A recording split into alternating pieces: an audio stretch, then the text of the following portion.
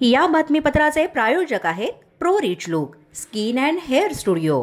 नमस्कार, पोलीस माझा न्यूज मध्ये आपलं स्वागत। पाहूयात काही विशेष घडामोडी।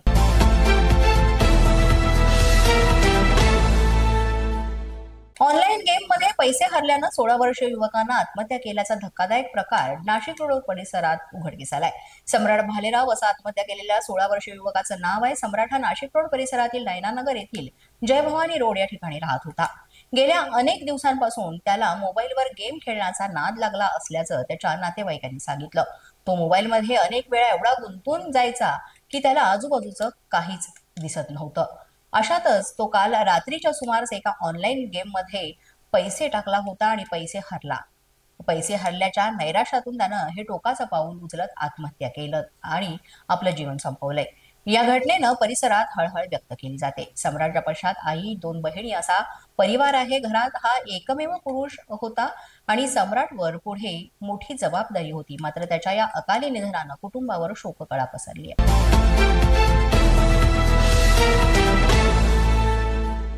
मुंबईतील सिंधुदुर्ग पुलाचं मुख्यमंत्री देवेंद्र फडणवीस यांच्या हस्ते लोकार्पण करण्यात आलं। मात्र यावेळेस दोन्ही उपमुख्यमंत्री अनुपस्थित होते। आपण पाहायला गेलं तर हा पूल अतिशय महत्त्वाचा ठरणार आहे। भारताच्या ताकदीचं एक स्वरूप याकडे पाहिलं जाते। ज्या प्रकारे भारतीय सेनेनं ऑपरेशन सिंदूर करून जगाला दाखवलं की भारत आपल्यावर वाकडी नजर टाकणाऱ्याला संपूर्णपणे नेस्तनाबूत करू शकतो, याचंच एक प्रतीक म्हणून या पुलाला नाव दिलेलं आहे। हा जुना कर्नाक पूल आहे, ज्याला सिंदूर पूल असं नूतनीकरण नामकरण करण्यात आलेलं आहे आणि त्याचं उद्घाटन आज झालेलं आहे।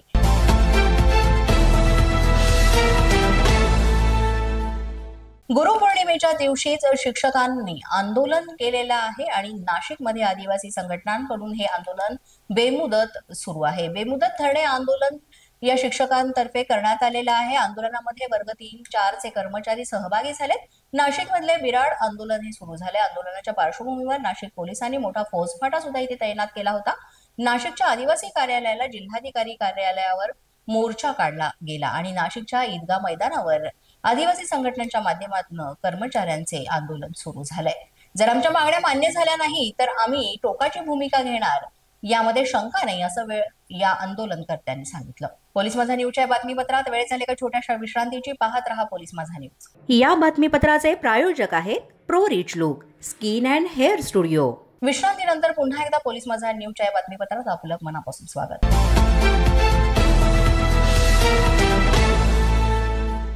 हैदराबादमध्ये ईडीकडून 29 अभिनेते आणि सेलिब्रिटींवर गुन्हा दाखल झाल्याचं समजतंय। प्रकाश राज, विजय देवरकोंडा, राणा दग्गुबाती, मंजू लक्ष्मी अशा सेलिब्रिटींवर हे गुन्हे दाखल झालेले आहेत। सट्टेबाजीच्या संबंधित प्रकरणामध्ये हे गुन्हे दाखल झाल्याची माहिती हैदराबादच्या सायबराबाद पोलिसांनी दिलेली आहे। त्याबाबत हा गुन्हा दाखल करण्यात आलाय। मिर्जापूर पोलिसांनी 32 वर्षीय व्यावसायिक पण शर्मा याच्या तक्रारीवरून हा गुन्हा दाखल केलाय असं समजतंय।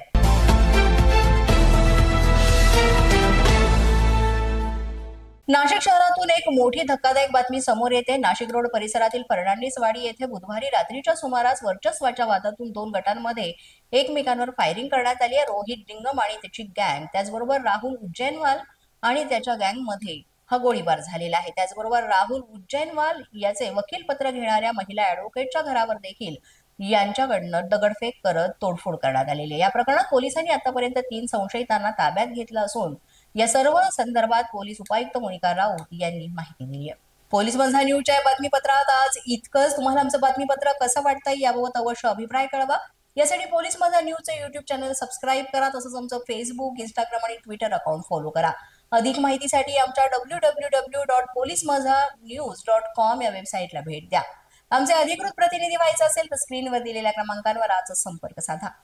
आजच्या बातमीपत्रात इतकंच। पुन्हा भेटूया पुढील बातमीपत्रात। तोपर्यंत पाहत रहा पोलीस माझा न्यूज।